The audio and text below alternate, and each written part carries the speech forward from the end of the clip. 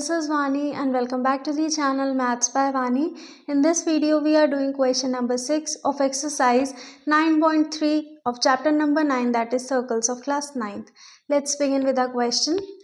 ABCD is a cyclic quadrilateral. ABCD हमारा एक cyclic quadrilateral है. I hope आप सबको पता होगा कि cyclic quadrilateral क्या होता है. A quadrilateral which is inside the circle and उसके अंदर हमारी क्या क्या property रहती है. Sum of opposite angles is equals to 180 degree या sum of opposite angles is supplementary. ठीक है. और if angle DBC is equals to 70 degree, ठीक है, whose diagonals मतलब ए बी और सी डी के जो डायगनल्स हैं वो क्या करते हैं, एक दूसरे को इंटरसेक्ट करते हैं पॉइंट ई पर. अगर हमारे पास एंगल डी बी सी हमें गिवन है 70 degree and angle B A C we are having is 30 degree, then we have to find angle B C D. That means this whole angle, ये पूरा angle हमको find करना है. Further if A B is equals to B C then we have to find angle E C D. अकेला ये भी find करना है. तो यानी कि सबसे पहले हम इसको फाइंड कर लेते हैं. अब एक चीज देखो, इसके अंदर आप देख रहे हो कि डायगोनल से काफी सारे कट लगे हुए हैं. ठीक है, बच्चा यहाँ हो जाता है कंफ्यूज और फिर आ जाता है क्वेश्चन मैम इसको कैसे करना है.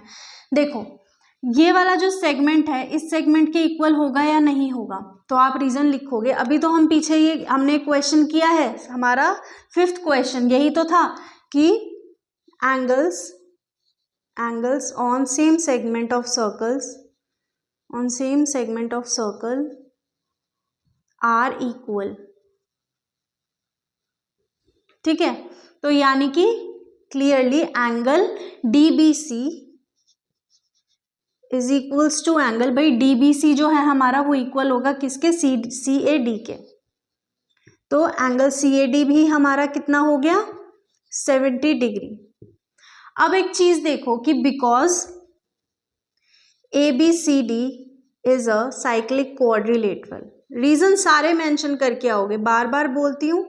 अगर थ्योरम है तो थ्योरम मेंशन करके आनी है, और अगर कोई रीजन वैसा लग रहा है तो रीजन आपको मेंशन करके आना है, बिकॉज उसके भी मार्क्स होते हैं. अगर आप मान लो क्वेश्चन तो आपने सही कर दिया बट रीजन कहीं मेंशन नहीं किया तो वहां पर ना एक बहुत बड़ा सा क्वेश्चन मार्क बन जाएगा एंड मार्क्स कट हो जाएंगे. सो वो चांस हमें नहीं लेना है. सो ABCD is a cyclic quadrilateral, so therefore angle A plus angle C इनका सम कितना हो जाएगा 180 डिग्री.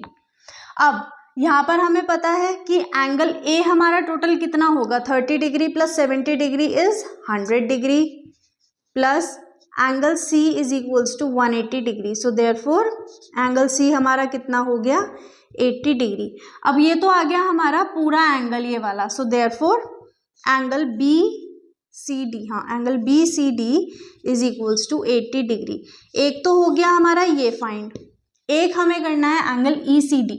अब एक चीज देखो कि अगर हमारे पास AB और BC इक्वल हो जाते हैं तो अब एक चीज देखो, इन ट्राइंगल ABC हमने लिया ये वाला ट्राइंगल. सो हमें गिवन क्या है AB is equals to BC. अब एक बात बताओ, अगर AB और BC इक्वल है तो दैट मीन्स इनके जो ऑपोजिट एंगल्स होंगे वो भी इक्वल होंगे. तो angle BCA is equals to angle CAB. Reason क्या लगेगा, angles opposite to equal sides are equal. ठीक है, ये हमारा रीजन हमने यहाँ मेंशन कर दिया. अब हमें पता है कि एंगल BCA हमारा कितना है, एंगल BCA हमारे पास है 30 डिग्री और एंगल BCD कितना है हमारे पास, दैट इज 80 डिग्री. अब दैट मीन्स हमें इसका सम निकाल के अगर हम इसको इक्वल कर देंगे तो हमारा आंसर आ जाएगा ना, angle BCA plus angle ACD is equals to 180 degree. ठीक है, नो, यहाँ आएगा 80 डिग्री क्योंकि हमने इक्वल लिया है पूरे के. ठीक है, अब फिर इसके बाद अभी इसको भूल जाओ, एंगल BCA और एंगल ACD. ठीक है, तो फिर अब इसको हम क्या करेंगे, यहाँ पर एंगल BCA हमारे पास था 30 degree plus angle ACD equals to 80 degree. So angle ACD हमारे पास कितना हो गया 50 डिग्री. अब एक चीज बताओ कि अगर एंगल ACD हमारा 50 डिग्री है, एंगल ACD, तो ECD भी तो होगा ना हमारा 50 degree, angle ECD is equals to 50 degree. इतनी सी बात थी, इतना सा आंसर था। आई होप समझ आ गया होगा। Now with this question we are ending our video. We'll see you in next video. Till then keep practicing. बार बार बोलती हूँ प्रैक्टिस करते रहो ताकि आपकी जो ये क्वेश्चंस है ये आपके पकड़ में रहें, ठीक है। Also make sure to subscribe the channel, press the bell icon and do share this video.